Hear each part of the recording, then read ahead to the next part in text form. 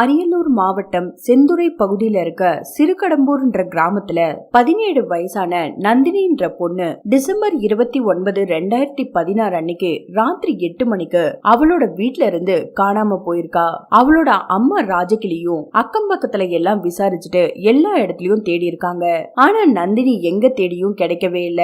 அவளோட ஃப்ரெண்ட் தேவின்ற பொண்ணுகிட்டயும் விசாரிச்சிருக்காங்க. அவளும் எனக்கு எதுவும் தெரியாதுன்னு சொல்லிருக்கா. ராத்திரி 8:30 மணிக்கு குமிழியம் கிராமத்துல இருக்க ராஜகிளியோட சொந்தக்காரங்களான நல்லப்பன்ற நபரோட பொண்ணு வெண்ணிலாவோட மொபைலுக்கு ஒரு கால் வந்திருக்கு.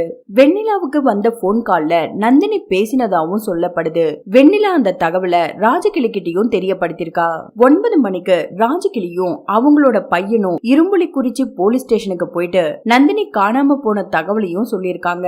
நந்தினி காணாம போய் ஒரு வாரம் கழிச்சு, அதாவது ஜனவரி 5, 2017 அன்னைக்குதான் எஃப்ஐஆரும் ஃபைல் பண்ணிருக்காங்க. ஜனவரி 14, 2017 அன்னைக்கு கீழ மாளிகை கிராமத்துல இருக்க ஒரு கிணத்துல இருந்து நந்தினியோட உடலை போலீஸ் மீட்டிருக்காங்க. 2 வாரமா நந்தினியோட உடல் அந்த கிணத்துக்குள்ளேயே இருந்திருக்கு. இந்த நந்தினி யாரு? டிசம்பர் 29, 2016 அன்னைக்கு நந்தினிக்கு என்ன நடந்திருக்கும்? அவ எந்த மாதிரியான கொடுமைகளை அனுபவிச்சு இறந்து போயிருக்கான்ற முழு விவரத்தையும் தெரிஞ்சுக்கலாம் வாங்க. அரியலூர் மாவட்டம் சிறுகடம்பூர் கிராமத்துல ராஜேந்திரன், ராஜகிளின்ற தம்பதிகளும் வாழ்ந்துட்டு இருந்திருக்காங்க. இந்த தம்பதிகளுக்கு ஒரு பையனும் 2 பொண்ணுங்களும் இருக்காங்க. அதுல கடைசி பொண்ணுதான் இந்த 17 வயசான நந்தினி. 2012 நந்தினியோட அப்பா உடல்நல குறைவால இறந்து போயிருக்காரு. அதுக்கப்புறம் நந்தினி குடும்ப சூழ்நிலை காரணமா 8ஆம் வகுப்போட படிப்பை நிறுத்திட்டு கட்டிட வேலைக்கும் போக ஆரம்பிச்சிருக்கா. நந்தினியோட வீட்டு பக்கத்துல தேவின்னு ஒரு பொண்ணு இருந்திருக்கா. நந்தினி, தேவி 2 பேரும் க்ளோஸ் ஃப்ரெண்ட்ஸ். அதோட 2 பேரும் சேர்ந்துதான் வேலைக்கும் போயிட்டு இருந்திருக்காங்க. நந்தினியோட குடும்பம் இந்திரா ஆவாஸ் யோஜனா திட்டத்தின் கீழே கவர்மெண்ட் கட்டி கொடுத்த வீட்டுல தான் வாழ்ந்துட்டு இருந்திருக்காங்க. நந்தினி கட்டிட வேலை செஞ்சிட்டு இருந்த சமயத்துல அவங்களோட சிறுகடம்பூர் கிராமத்துல ரோடு போடுறதாவும் இருந்திருக்கு. அந்த வேலைக்கு நந்தினிய வர சொல்லியும் இருக்காங்க. அவளோட அம்மா ராஜகிளியும் அவங்க வீட்டு முன்னாடியே ரோடு போட போறதுனால நந்தினிய அந்த வேலைக்கும் அனுப்பியிருக்காங்க. ரோடு போடுற வேலைக்கு மேற்பார்வையாளரா கீழ மாளிகை கிராமத்தை சேர்ந்த 26 வயசான மணிகண்டன்ற நபரும் வந்திருக்கான். மணிகண்டன் 10ஆம் வகுப்பு வரைக்கும் படிச்சுட்டு இந்த மாதிரியான வேலைகளை செய்ய தொடங்கியிருக்கான். அதோட ஒன்றிய செயலாளராகவும் இருந்திருக்கான். தினமும் வேலைக்கு வந்த நந்தினி கிட்ட மணிகண்டன் பேச ஆரம்பிச்சிருக்கான். நந்தினியும் சூப்பர்வைசர் தானே நல்லா பேசியிருக்கா. ஒரு சில நாட்கள்ல மணிகண்டன் நந்தினி கிட்ட காதலிக்கிறதாவும் சொல்லிருக்கான். ஆனா நந்தினி முதல்ல அவனோட காதலை ஏத்துக்கல. அவன் திரும்ப திரும்ப அவளை காதலிக்கிறன்னு சொன்னதுனால நந்தினியும் அவனை விரும்ப ஆரம்பிச்சிருக்கா. ரோடு வேலையெல்லாம் நந்தினியோட வீட்டு முன்னாடியே நடந்துட்டு இருந்ததுனால மதியம் சாப்பிடுறதுக்காக மணிகண்டன் நந்தினியோட வீட்டு திண்ணையில உட்கார்ந்துட்டு இருக்கும் போது 2 பேரும் சிரிச்சு பேசிட்டு இருந்தத ராஜகிளியும் பாத்திருக்காங்க. 2 பேரும் சிரிச்சு பேசுறத கவனிச்ச ராஜகிளி மணிகண்டன் கிட்ட, நாங்க தலித் சமுதாயத்தை சேர்ந்தவங்க, நீங்க வேற சமுதாயத்தை சேர்ந்தவங்க, யாராவது பார்த்தா தப்பாகிடும், அதனால இனிமேல் நந்தினி கிட்ட இந்த மாதிரியான சிரிச்சு பேசாதீங்கன்னு சொல்லிருக்காங்க. ராஜகிளி சொன்னதையும் மீறி மணிகண்டன் நந்தினி கூட பழகிருக்கான். நந்தினியும் மணிகண்டனும் காதலிக்கிற விஷயம் அவளோட குடும்பத்தை சேர்ந்தவங்க யாருக்கும் தெரியாது. ஆனா இந்த காதல் விஷயத்த நந்தினி அவளோட க்ளோஸ் ஃப்ரெண்டான தேவி கிட்ட சொல்லிருக்கா. அதோட இந்த விஷயத்த யார்கிட்டயும் சொல்லாதன்னு நந்தினி தேவி கிட்ட சொல்லிருக்கா. மணிகண்டனும் நந்தினியும் ரொம்ப நெருக்கமா பழக ஆரம்பிச்சிருக்காங்க. எந்த அளவுக்குன்னா 2 பேரும் உடல் ரீதியா ஒன்னா இருந்திருக்காங்க. அது மூலியமா நந்தினி கர்ப்பமாவும் ஆகிருக்கா. அவ கர்ப்பமான விஷயத்த மணிகண்டன் கிட்டயும் சொல்லிருக்கா. இங்க இருந்துதான் பிரச்சனைகளும் தொடங்கிருக்கு. கர்ப்பமான விஷயத்த மணிகண்டன் கிட்ட சொல்லிட்டு சீக்கிரமா நம்ம கல்யாணம் பண்ணிக்கலாம்னு கேட்டிருக்கா. அதுக்கு மணிகண்டனும் அவளை எதேதோ சொல்லி சமாதானப்படுத்தி வீட்டுக்கும் அனுப்பியிருக்கா. இப்படியே 5 மாசம் ஓடி இருக்கு. 5வது மாசம் நந்தினி திரும்பவும் மணிகண்டன் கிட்ட கல்யாணத்தை பத்தி பேசியிருக்கா. ஆனா மணிகண்டன் இப்போ உன்னை கல்யாணம் பண்ணிக்க முடியாதுன்னு சொல்லிருக்கான். அதுக்கு நந்தினியும், நான் உனக்காக காத்துட்டு இருப்பேன், ஆனா இன்னும் கொஞ்ச நாட்கள்ல என்னோட வயிறு எல்லார்கிட்டயும் காமிச்சு கொடுத்துடும், அதனால சீக்கிரமா கல்யாணத்துக்கு ஏற்பாடு பண்ணுங்கன்னு சொல்லிருக்கா.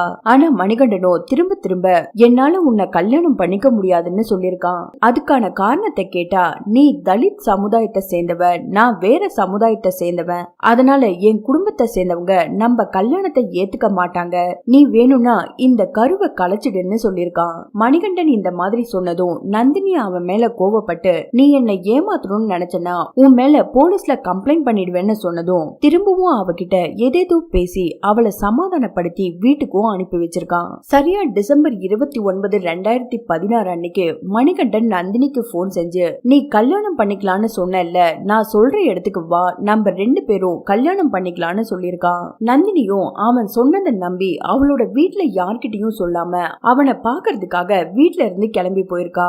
வேலை முடிஞ்சதும் ராத்திரி 8 மணிக்கு வீட்டுக்கு வந்த நந்தினியோட அம்மாவும் அண்ணனும் நந்தினி வீட்டுல இல்லன்னு தெரிஞ்சதும் எல்லா இடத்துலயும் தேடி இருக்காங்க. அப்போதான் ராத்திரி 8:30 மணிக்கு அவங்களோட சொந்தக்கார பொண்ணு வெண்ணிலாவுக்கு நந்தினி கால் பண்ணி பேசினதா சொல்லப்படுது. நந்தினி வெண்ணிலா கிட்ட, நான் தமிழரசன்ற நபர் கூட வேலூர்ல இருக்கேன்னு சொல்லிட்டு காலை கட் பண்ணிருக்கா. உடனே ராஜகிளியும் அவங்களோட பையனும் இரும்புலிக்குறிச்சி போலீஸ் ஸ்டேஷனுக்கு போயிட்டு என் பொண்ணு நந்தினி காணாம போயிட்டான்னு சொல்லிருக்காங்க. போலீஸ் தரப்புல ராஜகிளி கிட்ட என்ன தகவலோ அதை எழுதி கொடுங்கன்னு சொன்னதும் அவங்களும் எழுதி கொடுத்திருக்காங்க. ஆனா அத கம்ப்ளைண்டா ரெஜிஸ்டர் பண்ணல. அன்னைக்கு ராத்திரி ஆகியும் நந்தினி வீட்டுக்கு வரல. அடுத்த நாள் ராஜகிளியும் அவங்களோட குடும்பத்தை சேர்ந்தவங்களும் நந்தினியை யாராவது கடத்திட்டு போயிருப்பாங்களோன்னு பயந்து திரும்பவும் ஸ்டேஷனுக்கு போயிருக்காங்க. போலீஸ் கிட்ட கடத்தல் வழக்கு பதிவு பண்ணணும்னு சொல்லிருக்காங்க. ஆனா போலீஸ் தரப்புல மிஸ்ஸிங் கம்ப்ளைண்ட் ஃபைல் பண்ணிருக்காங்க. பெருசா நந்தினிய பத்தி விசாரிக்கலன்னு ராஜகிளி போலீஸ் மேல பல இடங்கள்ல குற்றம் வச்சிருக்காங்க. இதெல்லாம் நடந்துட்டு இருக்கும் போதே நந்தினி போன் செஞ்சு வேலூர்ல இருக்கிறதா சொன்னதுனால அவளோட குடும்பத்தை சேர்ந்தவங்க வேலூருக்கு போயிட்டு தமிழரசன்ற நபர் யாருன்னு விசாரிச்சிருக்காங்க. அப்படி விசாரிக்கும் போது அந்த தமிழரசன் மனநிலை பாதிக்கப்பட்டவர்னு தெரிஞ்சு அதிர்ச்சி ஆகியிருக்காங்க. அப்போ இதெல்லாமே யாரோ பிளான் பண்ணி தான் பண்றாங்கன்னு தெரிஞ்சு திரும்பவும் அவங்களோட கிராமத்துக்கே வந்து ஜனவரி 2, 2017 அன்னைக்கு நந்தினியோட ஃப்ரெண்டான தேவி கிட்ட மறுபடியும் விசாரிச்சிருக்காங்க. ராஜகிளி அழுதுகிட்டே என் பொண்ணு பத்தி ஏதாவது தெரிஞ்சா சொல்லுமான்னு தேவி கிட்ட கேட்டதும் தேவி அவளுக்கு தெரிஞ்ச விஷயத்த சொல்லிருக்கா. அதாவது நந்தினியும் மணிகண்டனும் காதலிச்ச விஷயத்த சொல்லிருக்கா.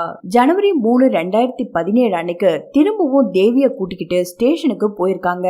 அப்போ இரும்புலிக்குறிச்சி போலீஸ் ராஜகிளி குடும்பத்துக்கிட்ட, ஸ்டேஷன்ல இருக்க போலீஸ் எல்லாரும் ஸ்ரீரங்கம் கோவில் திருவிழாவுல பாதுகாப்புக்காக போறோம், அதனால ஸ்டேஷன்ல யாரும் இருக்க மாட்டோம், 3 நாளைக்கு ஸ்டேஷனுக்கு வராதீங்கன்னு சொல்லி அனுப்பியிருக்காங்க. நந்தினி காணாம போய் 1 வாரம் ஆகியும் எஃப்ஐஆர் கூட ஃபைல் பண்ணாம இருந்திருக்காங்க. கடைசியா ஜனவரி 5, 2017 அன்னைக்கு எஃப்ஐஆர் பதிவு பண்ணிட்டு மணிகண்டனை விசாரணைக்காக வர சொல்லிருக்காங்க.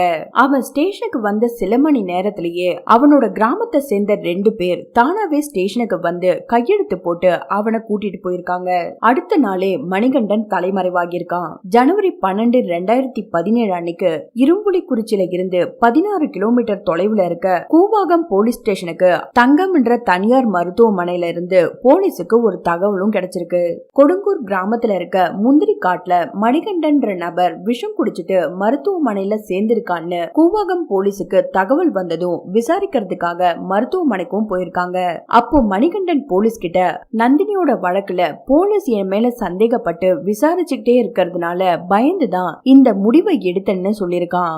மணிகண்டனோட தரப்புல ஒரு சில பேர் நீயா போய் போலீஸ்ல சரணடைஞ்சிடுன்னு சொன்னதுனால ஜனவரி 14, 2017 அன்னைக்கு காலையில 10:30 மணிக்கு விஏஓ கிட்ட மணிகண்டன் சரணடைஞ்சிட்டு நந்தினிய அவனும் அவனோட நண்பர்கள் 3 பேரும் சேர்ந்துதான் கொலை பண்ணோன்ற உண்மையையும் சொல்லியிருக்கான். டிசம்பர் 29, 2016 அன்னைக்கு மணிகண்டனை பாக்குறதுக்காக நந்தினி கீழ மாளிகை கிராமத்துக்கும் போயிருக்கா.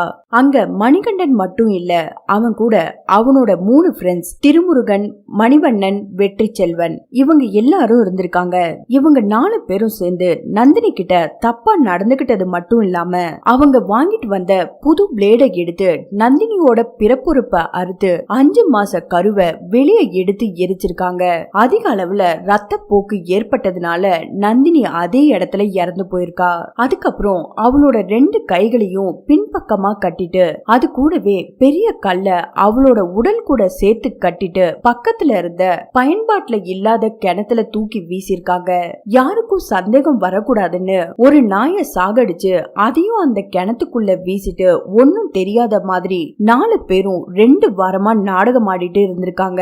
மணிகண்டன் போலீஸ் கிட்ட இந்த தகவலை எல்லாம் தெரியப்படுத்தினதும் நந்தினியோட உடலை மீட்கிறதுக்காக கீழ மாளிகை கிராமத்துல இருந்த அந்த கிணத்துக்கிட்டையும் போயிருக்காங்க.